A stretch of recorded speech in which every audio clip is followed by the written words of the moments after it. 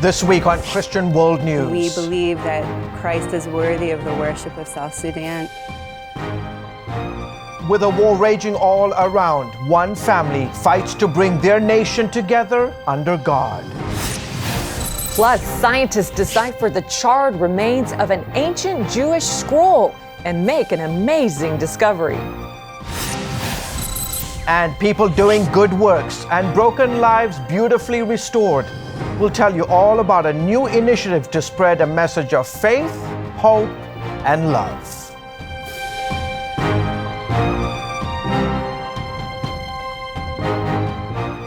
Hello everyone, welcome to this week's edition of Christian World News. I'm George Thomas. And I'm Wendy Griffith. Good to have you with us. Well, 5 years ago, South Sudan became the world's newest country. Since then, 50,000 people have died and more than 2 million displaced by ethnic violence gripping that fragile nation. Now, one American family is risking death to rebuild the war-torn country, one family and one village at a time. A warning, some of the images in this story contain graphic images of war.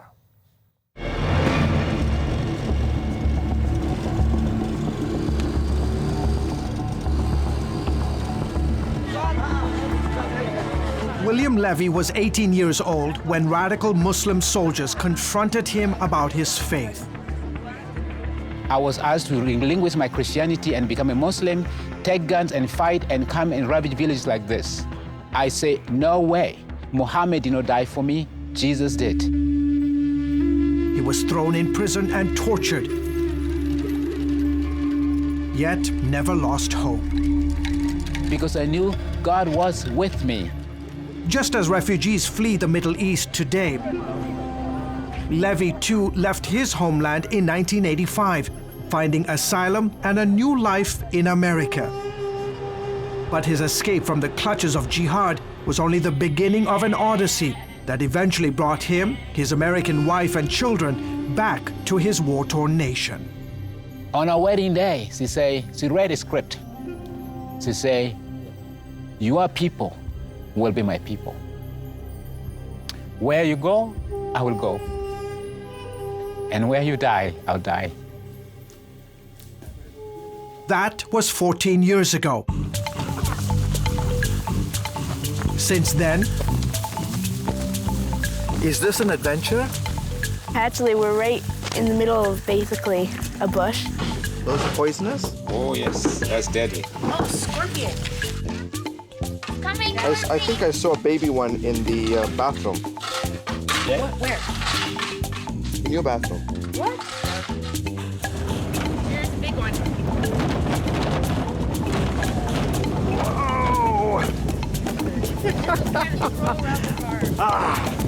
I think I'm going to lose weight on this trip, for sure.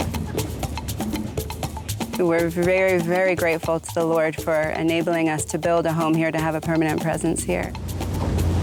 If Papa gets out of this, we're gonna all die. It is definitely on the edge of the jungle. We feel like we're always pushing back the jungle. With his 6 children in hand, even right now, like we're in the middle of a war. 6,500 miles from America, This place is a fertile and developing nation that has only been around for 5 years. the Levy's home away from home is a parcel of land in a remote village of South Sudan. Why do you come here? I come here to help my parents. Okay. And why do your parents come here? Because they come here to help people that are sick.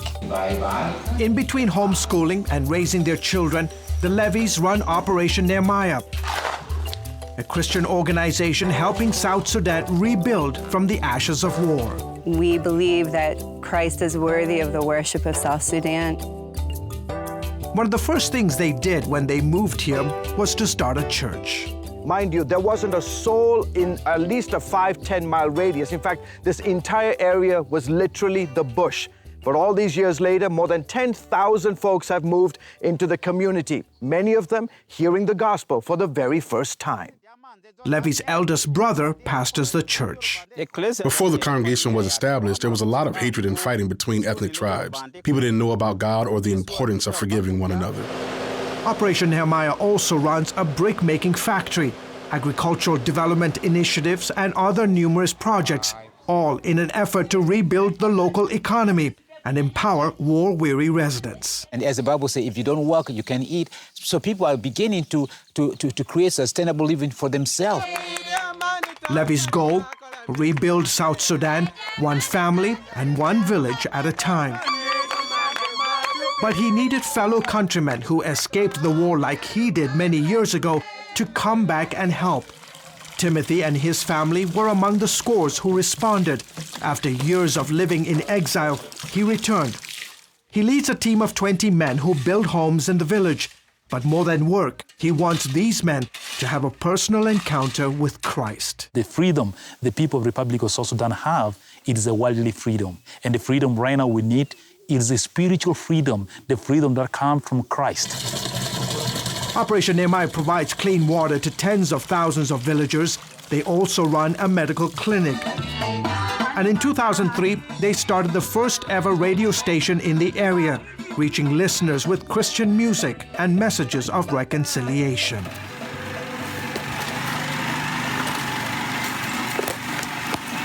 To give you a sense of the magnitude of challenges facing the Levy family, you just have to take a ride down this road. Actually, it's not even a road, it's a dirt pathway. 5 miles back in that direction is the headquarters of Operation Nehemiah. In this direction is the Levy house. They have literally built their home in the middle of the bush. And getting there involves a bone-jarring ride to a small house at the foot of a mountain range.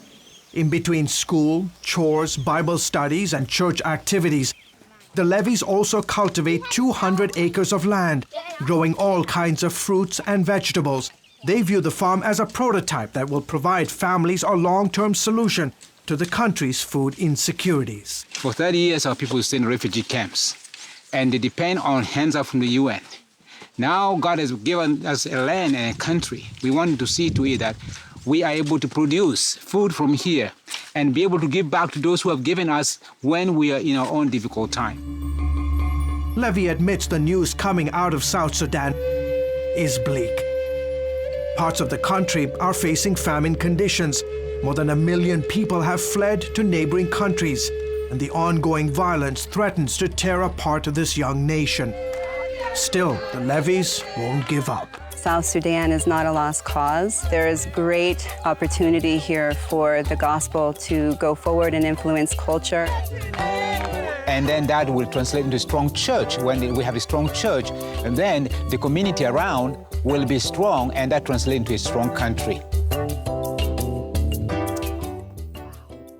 Yeah, and so much of this is a message of reconciliation between the ethnic tribes to bring the presence of God to say, listen, you cannot continue to hate each other. Yeah. That's the idea here. Wow, they are so brave. I mean, I'm sure their lives have been threatened. They have. But wow, they're a church in themselves with all the kids. I know, absolutely, with beautiful, 6 kids. Beautiful family. Amazing story. Thank you. All right, well, coming up, using the latest technology to bring some of the world's oldest scripture segments back to life. Inside every child is a hero, a leader, a friend to others, someone who helps out, who does the right thing, who dreams of what they can be, but they still need our help. What should I do? What should I say? How should I feel? That's where Superbook comes in. It provides moral and spiritual truths through situations children can relate to, teaching God's Word to the children you love. Join the Superbook DVD Club and receive Superbook's newest episodes as they're available, plus 2 copies to share with others, all for your gift of only $25. Get Superbook today and watch the miracles happen. Hello, I'm Terry Newsom. Did you know there are more than 148 million orphans in the world today? 148 million. But it was 3 little girls that taught me about the plight of orphans. 8 years ago, my husband and I spent nearly a month immersed in the daily activities of a Ukrainian orphanage as we waited to adopt 3 sisters.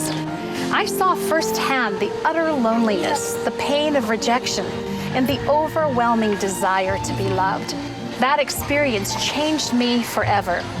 And out of it grew a ministry from my heart called Orphans Promise. Today, we're helping orphans and vulnerable children in more than 50 countries worldwide. Thousands of children are now in safe homes. They're being educated, and they're learning life skills. I'm asking you to join with me and become family to these children. Will you call the number on your screen right now? Because every child deserves a chance to be happy.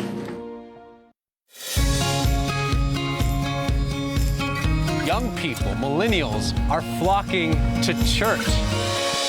It's not an exaggeration to say that we love to meet them and that we love to know their stories. And welcome back to Christian World News. Cutting-edge technology is helping archaeologists unravel the mysteries of an ancient biblical scroll. The charred remains of the scroll were found in En-Gedi, Israel, near the Dead Sea back in 1970. They sat in a storeroom for decades, too brittle to open. Well, now researchers say that a new digital scanning technology allowed them to read the scroll, including 8 verses. Check this out, 8 verses from the book of Leviticus. Dr. Corney Becker, Dean of the School of Divinity at Regent University, explains what the scientists found and why it is so important.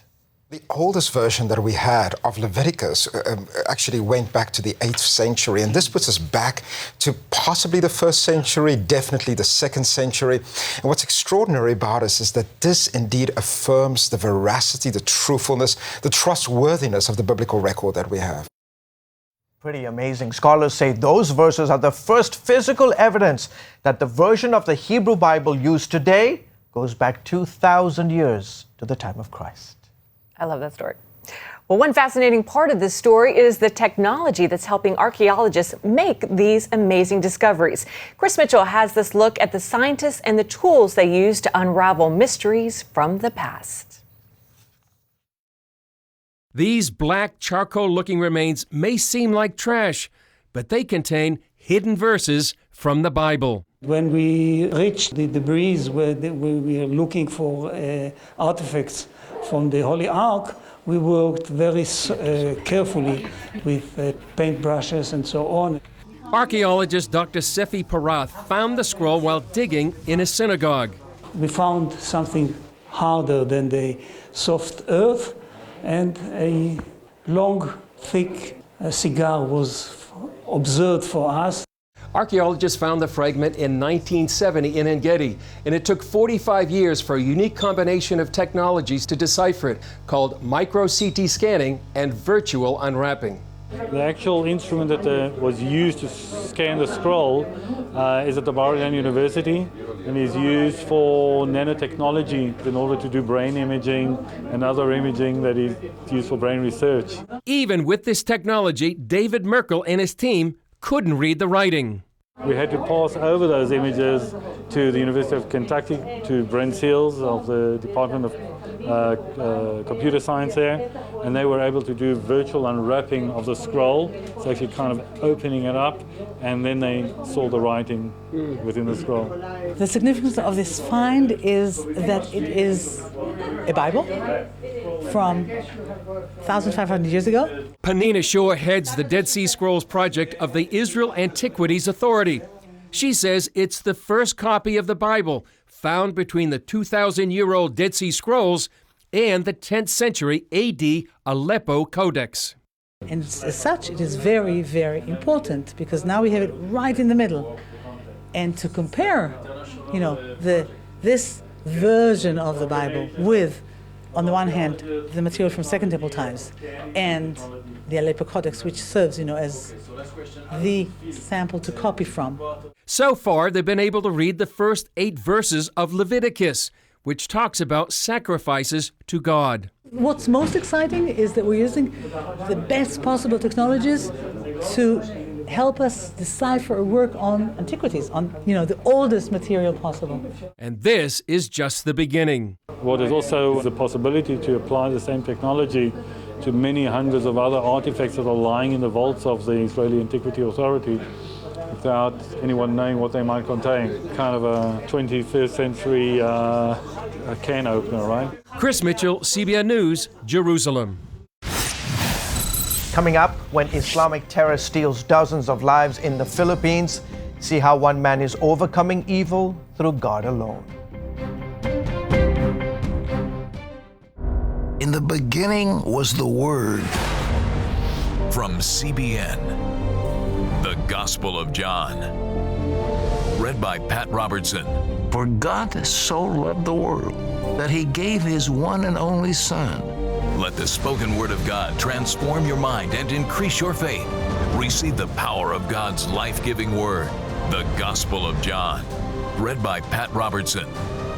Available now. Hello, I'm Terry Newsom. Did you know there are more than 148 million orphans in the world today? 148 million. But it was 3 little girls that taught me about the plight of orphans. 8 years ago, my husband and I spent nearly a month immersed in the daily activities of a Ukrainian orphanage as we waited to adopt 3 sisters. I saw firsthand the utter loneliness, the pain of rejection, and the overwhelming desire to be loved. That experience changed me forever. And out of it grew a ministry from my heart called Orphans Promise. Today, we're helping orphans and vulnerable children in more than 50 countries worldwide. Thousands of children are now in safe homes. They're being educated, and they're learning life skills. I'm asking you to join with me and become family to these children. Will you call the number on your screen right now? Because every child deserves a chance to be happy. When you give, smiles grow bigger. When you care, homes are happier. When you comfort, the hurt goes away. When we all come together to love, miracles happen.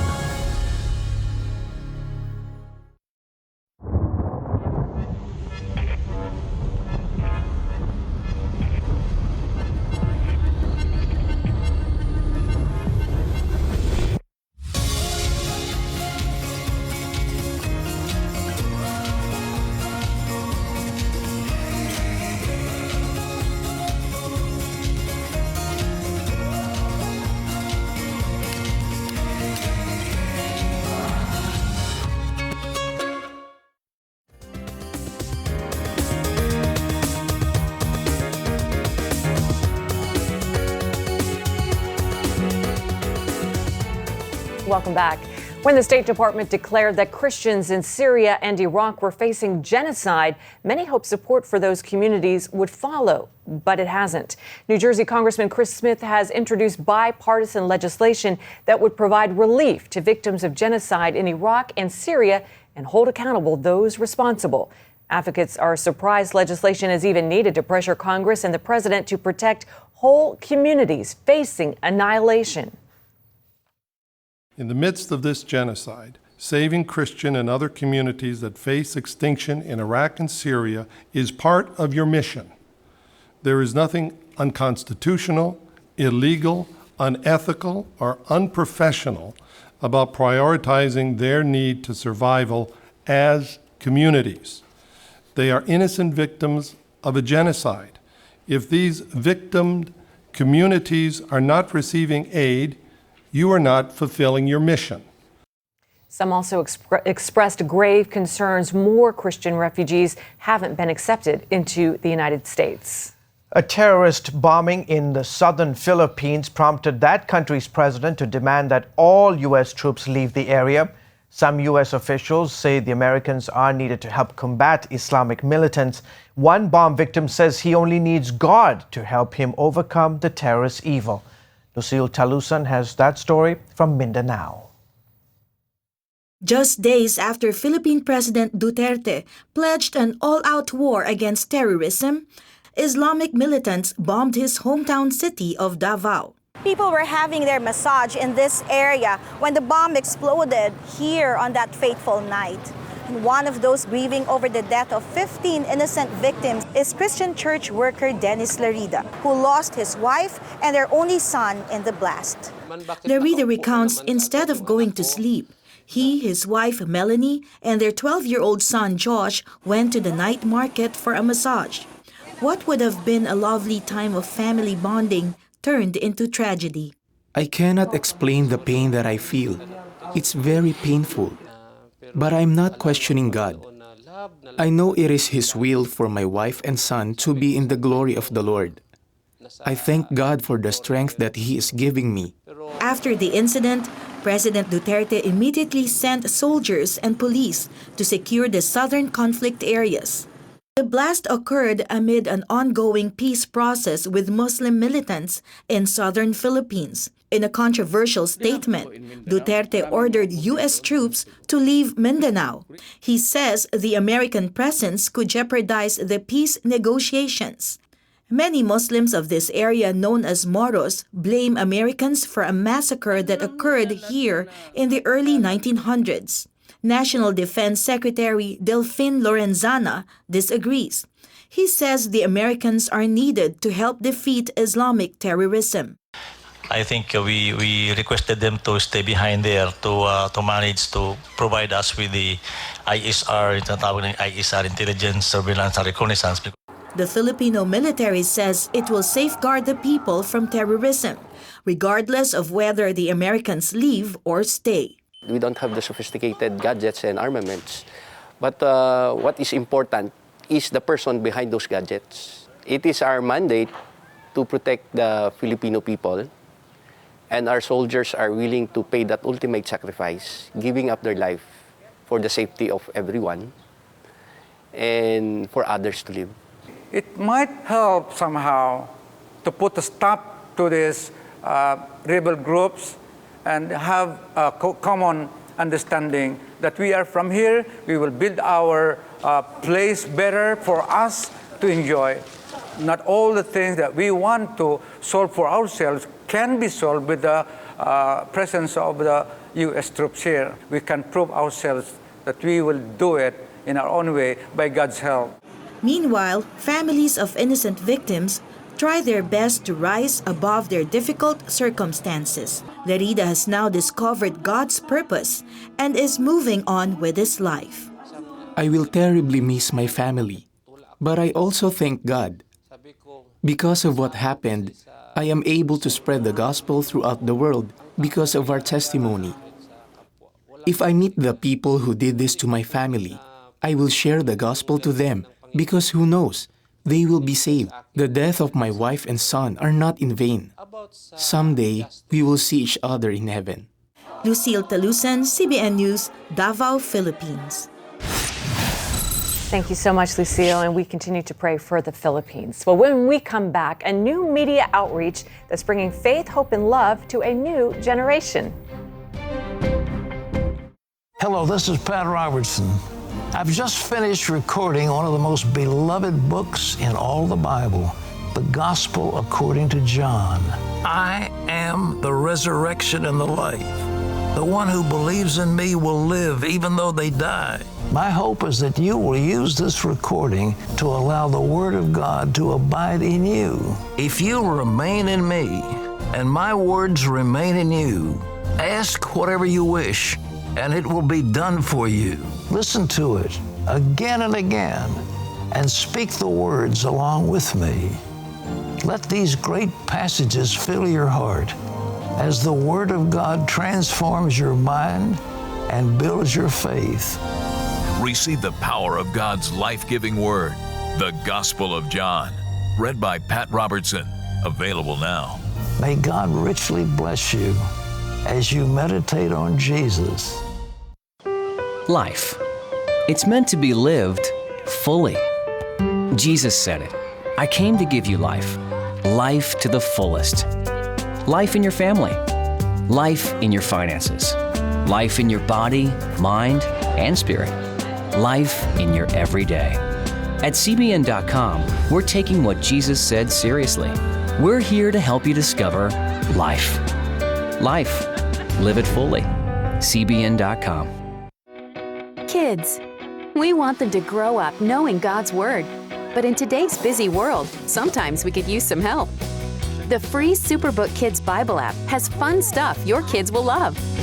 They'll have a blast learning the Bible, playing great games, watching cool videos, Follow me! discovering heroes in the Bible. They'll have fun while they learn God's Word. The Superbook Kids Bible app, available on iTunes and the Google Play Store. Well, folks, these days, most people under 40 get their news from smartphones, tablets, or computers. Well, just ask a millennial the last time they turned on a TV to watch the news, and the answer could be never. That's crazy. Well, in order to meet this growing digital demand, CBN is launching FaithWire across the social media spectrum. Caitlin Burke shows why we believe it will be a game changer. Millennials see life and look for meaning through a variety of platforms. That includes how they find news. Call it a shift in perspective. FaithWire's goal is to reach young people where they are and show them what God is doing in the world.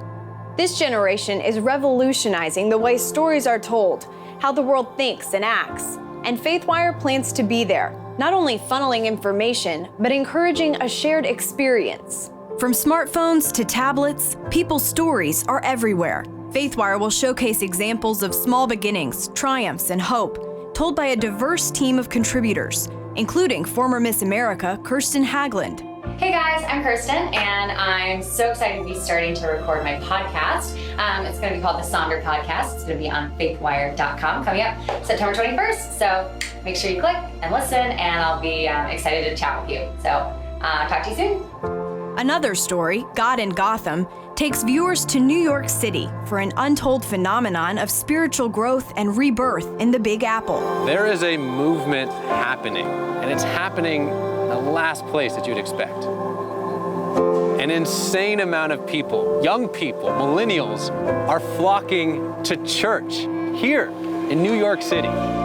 Famed church planner and pastor Tim Keller says the number of gospel-teaching churches here has nearly doubled in just 5 years.